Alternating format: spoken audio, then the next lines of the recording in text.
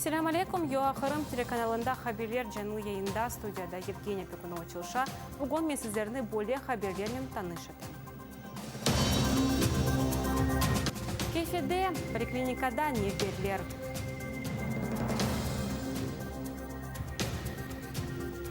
Қырымда арбит жинайетлер ве инсан ақлары бозылулары.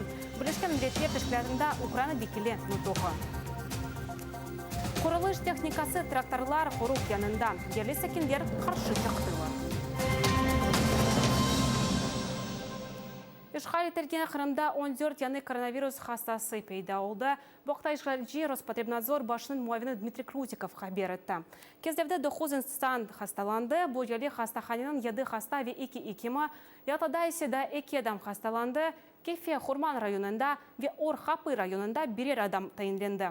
Ахмеджеті исе бір Русиядан келген адам коронавирусқа оғырада, ахярда сонки күніченді бір адам хасталанды.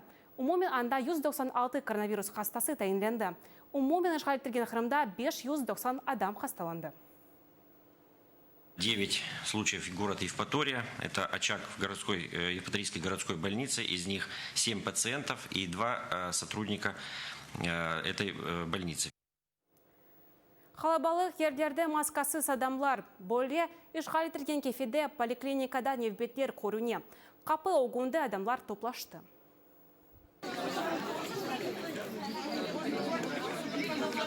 Люди стоят в детскую поликлинику.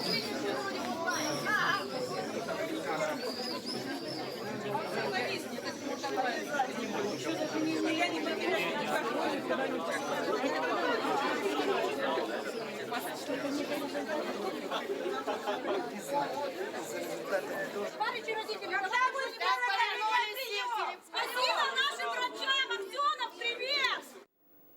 Русия ишғал етілген Қырымда арбит жинайетлер япа ве инсан ақларыны боза. Бұқта бірлешкен милетлер тішкіляты Украинада ими темсілджесі Юрий Клименко айтты.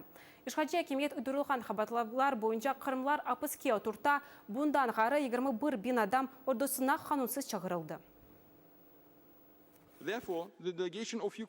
Делегація України підкреслює, що особи, які будь-яким чином заявляють, що представляють Крим, не повинні бути акредитовані на заходах під егідою ООН в складі делегації Російської Федерації чи будь-якої іншої делегації, а лише України та виключно на прохання української сторони. У зв'язку з цим дозвольте мені чітко заявити, Крим – це Україна, і будь-які спроби узаконити її тимчасову окупацію, зокрема під виглядом гібридного формату засідань Ради з прав людини через пандемію COVID-19, повинні бути рішуче засуджені та не повторюватись у майбутньому. Украина сақлав назерлігі карантин да шіретлік yapmaға істей. Боқтан Назир Максим Степанов айтты. Чоқ карантин бұзылулары нақлиятта ветекенларда тайынытылы. Украинада 921 адам хасталанды. Умумен пандемия башланмасындан сон 3984 адам коронавирусқа оғырада, 16 бинден зияда тәдәвиленді, 985 адам ісе кешінді.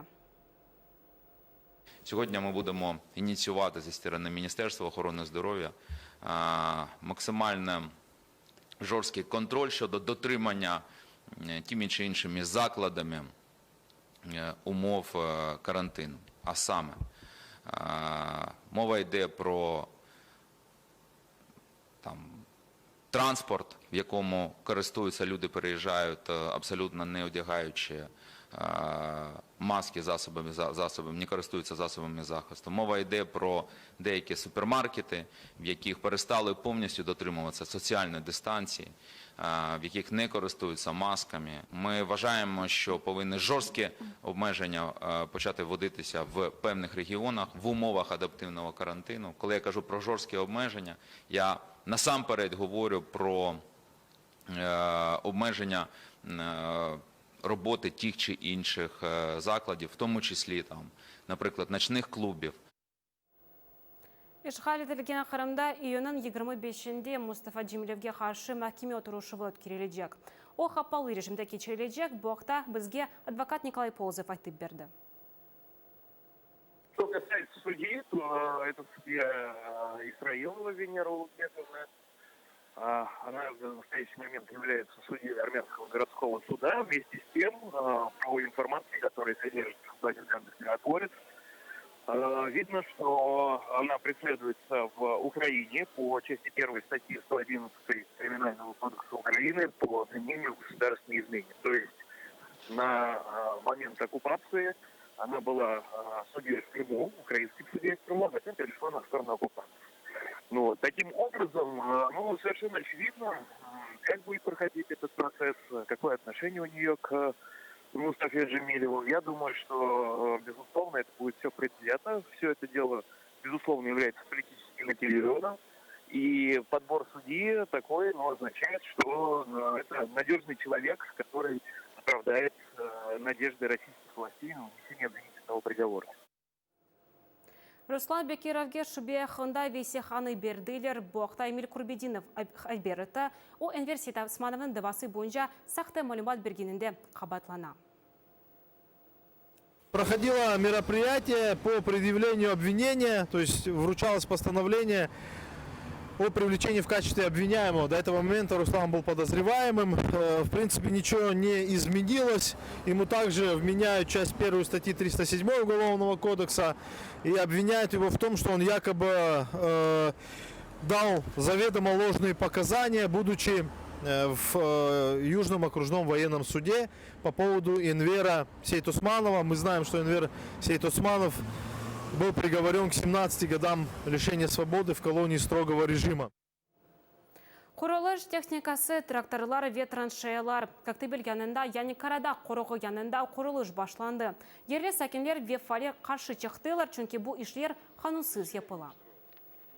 Поехали за водой, увидели трактор, который копал траншеи под фундамент. И тут же сразу позвонили и сказали, давайте собираться.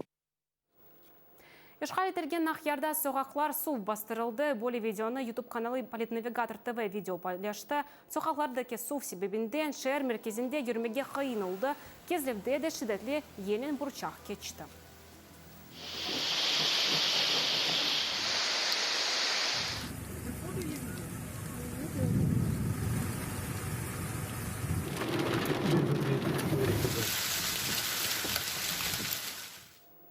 Зенит ракет системалары веградлары жғайтылген кейште арби техникасы долашты. Видео кершефем нешіряты дәрежетілді, анда арби техникасы янында арабалар, автобуслар, аяқмашыналар көруне. Бұнені семен сауықлашан Facebook сафемізге қошылыңыз, әбді қалыңыз ве бызылы олыңыз көріш кенже.